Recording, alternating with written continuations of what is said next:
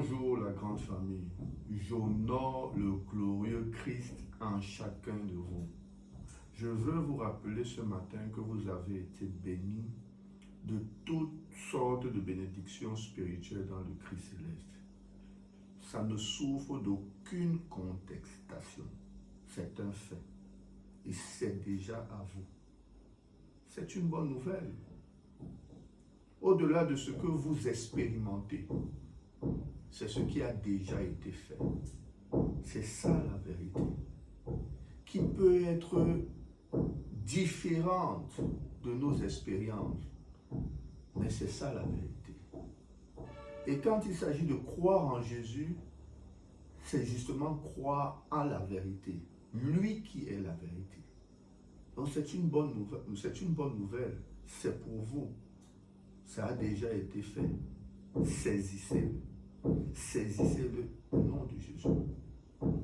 Je suis toujours honoré de me présenter à vous pour vous faire part du message de Christ, pour partager avec vous le message de Christ.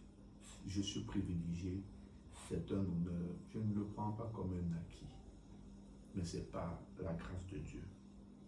Amen. Et ce matin, j'ai envie de vous exhorter sur ce passage que nous avons certainement lu de Jean 10, verset 10. Dans le livre de Jean 10, verset 10, il est écrit: « Le voleur ne vient que pour dérober, égorger et détruire. Moi, je suis venu afin que les brebis aient la vie et qu'elles soient dans l'abondance. » Amen. Rappelez-vous ce que j'avais dit auparavant. Cette plateforme, au travers de cette plateforme, nous allons présenter la personne, essentiellement la personne de Jésus et la croix. Et je tiens à faire ce rappel pour vous nous dire que, en fait, dans ce verset, c'est la partie où Jésus intervient qui m'intéresse. Donc, je vais balayer du volet de la main la partie A, et ce qui va m'intéresser, c'est la partie B, où il est écrit « Moi ». Entre parenthèses, Jésus, « Moi, je suis venu afin que les brebis aient la vie et qu'elles soient dans l'abondance. » Amen. C'est une bonne nouvelle. Il est venu pour ça. Et il est venu pour nous. Donc c'est cette partie qui m'intéresse. Et nous pouvons constater clairement qu'il fait une différence entre la vie et la vie en abondance. Il dit, je suis venu afin que les brebis aient la vie et elles soient dans l'abondance. Donc il y a des questions à se poser. C'est quoi la vie? C'est quoi la vie en abondance? Quel est son but? Ce sont des questions qu'il faut se poser. Beaucoup de personnes aspirent et désirent la vie de Christ. Et désirent faire l'expérience de la vie de Christ. C'est une bonne chose. Mais ce qui est embêtant, c'est qu'ils ne veulent pas savoir quelle est l'origine de sa vie. Quelle est l'origine de cette vie? Et quand nous lisons Jean 17, verset 3, il est écrit: « Or la vie éternelle, c'est qu'ils te connaissent, toi le seul vrai Dieu, et celui que tu as envoyé, Jésus-Christ. » Et ici, je tiens à préciser que « et »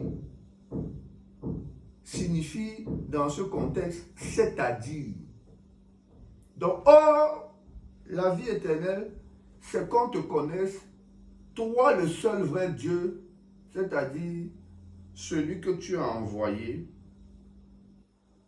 Jésus-Christ. Donc, nous pouvons constater clairement que la vie prend son origine de la connaissance. La vie prend son origine de la connaissance. Parce qu'on ne peut qu'expérimenter ce qu'on connaît. Et ici, quand on parle de l'expérience, notre conscience est engagée. Il faut savoir qu'à tout moment, quand on parle d'expérience,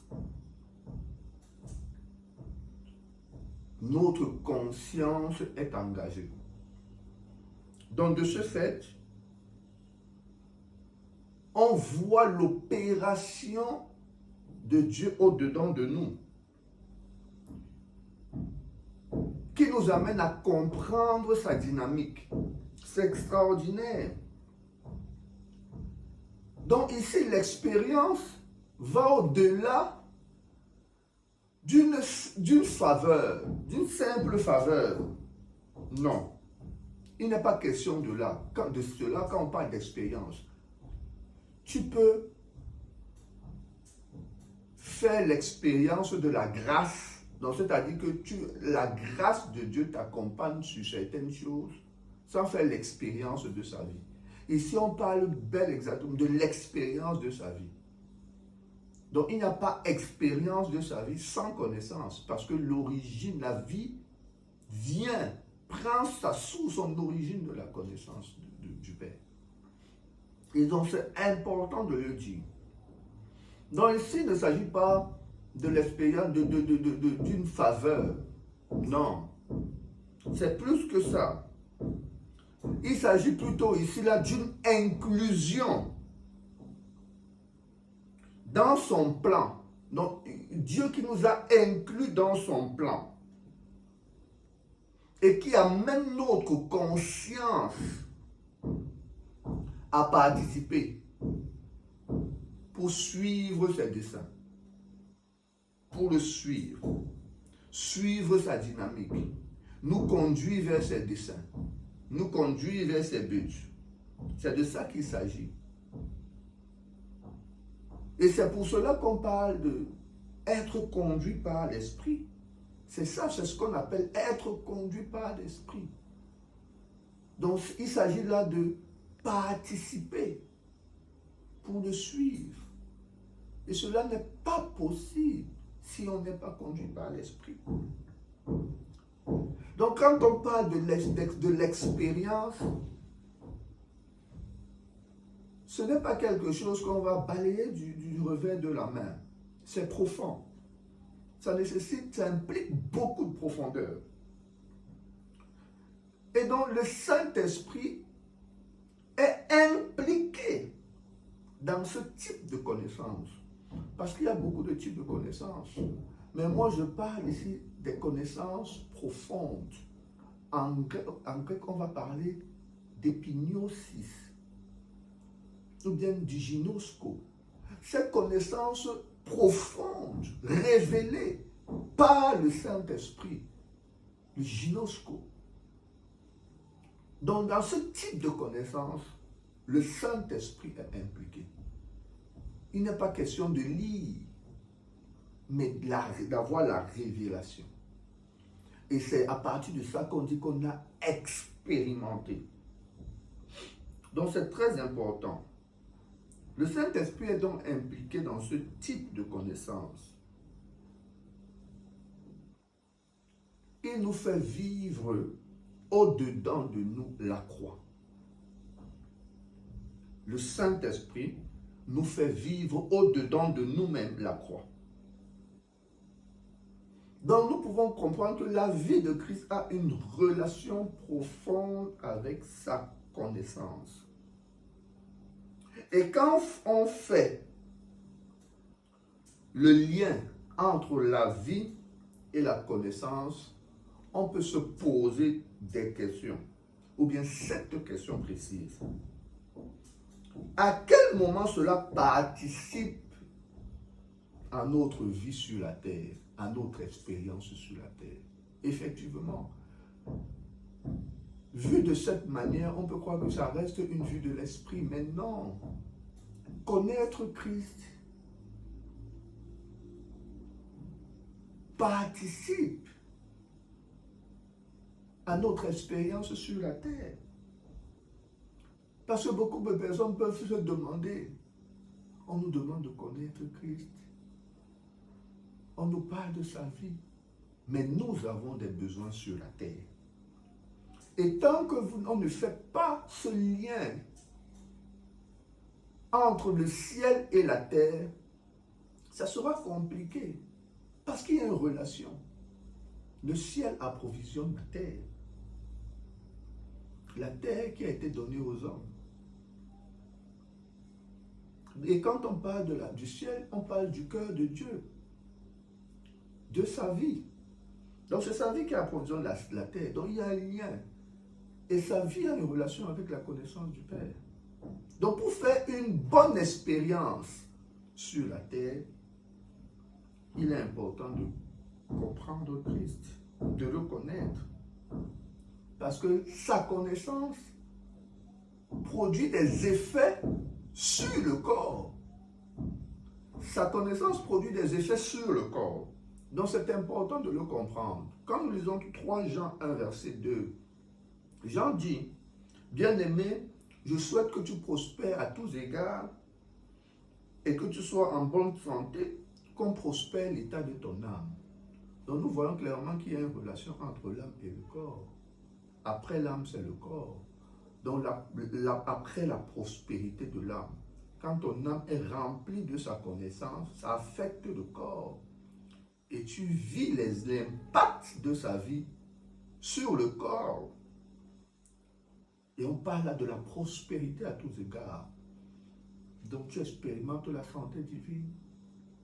Tu expérimentes les faveurs dans ton âme. Tu expérimentes, tu as l'impact, c'est l'impact. Tu attires les ressources qui sont à toi. Et c'est important de le comprendre. Et là, j'avais déjà commencé à faire le parallèle avec la vie en abondance. Parce qu'on parlait de la vie qui est la connaissance, qui prend son origine de la connaissance. Et plus tu connais, plus tu es rempli, ça abonde. Donc là où on parle d'abondance, il y a d'abord le remplissage et le débordement. Donc ça remplit d'abord jusqu'à déborder. Et là, on dit ça abonde. Et quand on parle de remplir, on peut voir dans ce terme le baptême, l'immersion. L'immersion. Dans Ephésiens 5, verset 18, Paul dit, ne vous enivrez pas de vin, c'est de la débauche. Soyez au contraire remplis de l'esprit. Et dans Acte 2, verset 4, il est écrit, et ils furent tous remplis du Saint-Esprit et se mit à parler en d'autres langues, selon que l'Esprit leur donnait de s'exprimer. Nous sommes remplis de son esprit, de sagesse et de révélation, de conseil et de force, de connaissance et de crainte de l'Éternel, selon Ésaïe 11, verset 2. Donc plus ça coule, ça commence à déborder. Et c'est cela où on parle de l'abondance. Donc il y a une vie et une vie abondante. Donc la vie, c'est la connaissance. Mais la vie abondante, c'est quand justement tu es rempli, tu es baptisé, tu es rempli. Et ça déborde. Dans les fruits sur le corps, il est important de comprendre quelque chose de très important. Il est important de comprendre ça. Les fruits sur le corps. Parce que quand on parle d'abondance, les gens sont forcément en train de se dire plein d'argent, plein de maisons, plein de voitures. Non, non, faisons attention. L'abondance a une relation avec le Saint-Esprit. Nous sommes remplis de sa connaissance. Ça déborde, ça touche notre corps. Et ça porte des fruits sur notre corps. Cependant, les fruits sur le corps peuvent varier selon la mission, selon la fonction. Et aussi la vision. Les fruits sur le corps. Donc, on n'aura pas forcément les mêmes fruits sur le corps. Donc, il n'est pas question ici là de regarder la richesse matérielle, physique de l'un ou de l'autre et de comparer maintenant si celui-ci est en train de faire l'expérience de la vie de Christ. Non. Je répète, les fruits sur le corps peuvent varier selon les missions, la fonction et la vision de Dieu. Donc, je peux faire l'expérience de la vie en abondance. On va prendre un exemple. J'ai une affaire ou bien j'ai un héritage visible, disons, de 100 000. Et l'autre ne fait pas cette expérience, mais il a un héritage matériel ou financier de peut-être 500 millions. Donc, c'est important de comprendre ça. Vie en abondance. Ça veut dire que la connaissance de Christ déborde au-dedans de toi, affecte ton corps et te pousse, te presse pour la mission. Et quand on parle d'abondance, on voit les autres maintenant. C'est pour les autres. Donc l'abondance t'amène à la mission. Et la mission de l'abondance, c'est pour transmettre, c'est pour partager. C'est pour influencer. Donc celui qui fait l'expérience de l'abondance voit les autres. Donc son épanouissement vient du fait qu'il rend ministère aux autres. Il partage l'expérience de Christ. C'est très important. Et c'est dans ce sens que Paul pouvait dire, il y a plus du bonheur à donner qu'à recevoir. Quand on lit les Écritures, il est important de comprendre la chronologie. Sinon, on va s'engager avant le temps. Et on risque de faire des mauvaises expériences. Et comme d'habitude, c'est Dieu qui est comme on commence à lyncher Dieu. Alors qu'on n'a pas compris le sens, on n'a pas suivi l'ordre divin. C'est pour ça qu'il faut être enseigné, mes bien-aimés. Donc, il y a plus de bonheur à donner qu'à recevoir. Exactement parce que ça abonde. Et je ne suis pas en train de dire que quand ça n'abonde pas, on ne donne pas. C'est pas ce que je dis. Il faut bien comprendre. Là, on parle du bonheur. Notre épanouissement est engagé dans le donner. C'est un autre niveau. C'est ça qu'on appelle l'ultime dimension. C'est un autre niveau. Nous donnons aux autres, nous partageons, nous faisons connaître. Et c'est ça maintenant qui participe à notre épanouissement. Donc notre épanouissement n'est plus orienté vers les choses. Notre épanouissement est dans l'investissement des autres. Quand on s'investit pour les autres. Et donc ça nourrit notre âme. Ça réjouit notre âme. Nous ne sommes plus centrés sur nous. C'est le haut niveau. C'est le haut niveau. Et avant de terminer, de conclure, je voudrais vraiment vous exhorter et vous prier vraiment de laisser le Saint-Esprit intervenir pour vous orienter. Laissez le Saint-Esprit intervenir pour vous révéler son ordre. Ça va nous éviter la précipitation qui détruit. Nous faisons l'expérience des frustrations tous les jours, beaucoup plus parce que nous nous sommes précipités. Nous ne suivons pas l'ordre. C'est pour ça qu'on parle de laisser vous conduire par l'Esprit.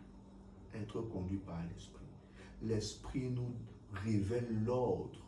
L'Esprit nous amène à discerner les temps, les saisons.